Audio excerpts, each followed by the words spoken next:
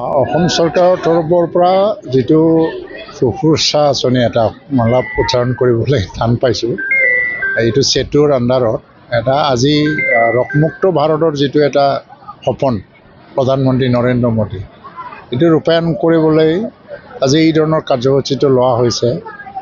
0 পৰা 18 বছৰ বয়সলৈকে যিবিলাক ল'ৰা ছোৱালী আছে, তেওঁলোকৰ গাত কিবা বেমাৰ আছে নেকি বা বেমাৰৰ লক্ষণ আছে নেকি, সেইটো চেকআপ কৰা হ'ব।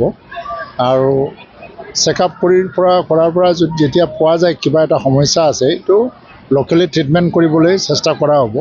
যদি নহয়, ওচৰৰ মেডিকেল কলেজত যাব বিনামূলীয়া।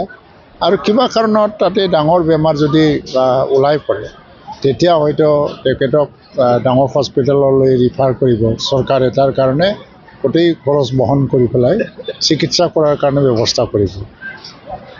স্বাস্থ্যৱান ল'ৰা ছোৱালী আৰু ৰোগমুক্ত নাগৰিক ভাৰতৰ, এই দুটা বস্তু বহুত মূল্যৱান এটা আঁচনি বুলি মই ভাবোঁ। যে কাৰণ বহুত সময়ত বাচ্চাবিলাকক আমি ইগন'ৰ কৰি থাকোঁ, বহুত সমস্যাত ভুগি থাকে।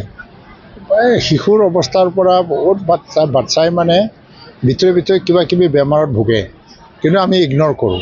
5টা বছৰ সি কান্দিব নজনালৈকে বা অলপ ক'ব নজনালৈকে আমি বেমাৰ বুলি নাভাবোঁ।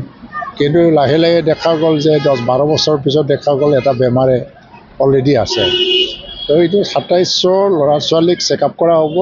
কাৰোবাৰ নহ'বও পাৰে, কাৰোবাৰ হ'বও পাৰে। আৰু যিবিলাকৰ গাত মানে বেমাৰ পাইছে, সেইসকলক চিকিৎসাৰ কাৰণে ব্যৱস্থা কৰিব। এইটোৱেই হ'ল আঁচনি। ডক্টৰটো লোকেলি আছে নেকি, লোকেলি আমাৰ হস্পিটেলৰ পৰা আৰু বাহিৰৰ পৰা আনিছে, মোক লোৱা নাই। ক'ৰবাৰ পৰা আহে, মানে এটা টীম আহি যায়।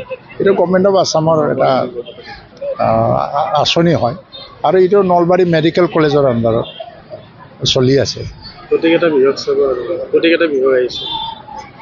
চাব মানে এটা টেষ্টিং, মানে এটা যদি যেনেকৈ হয় যে যেনিবা আমি স্পটত ডিচিশ্যন ল'ব নোৱাৰোঁ কি হৈছে, এইটোতো লেবৰেটৰীত যাব আছে আৰু প্ৰায়।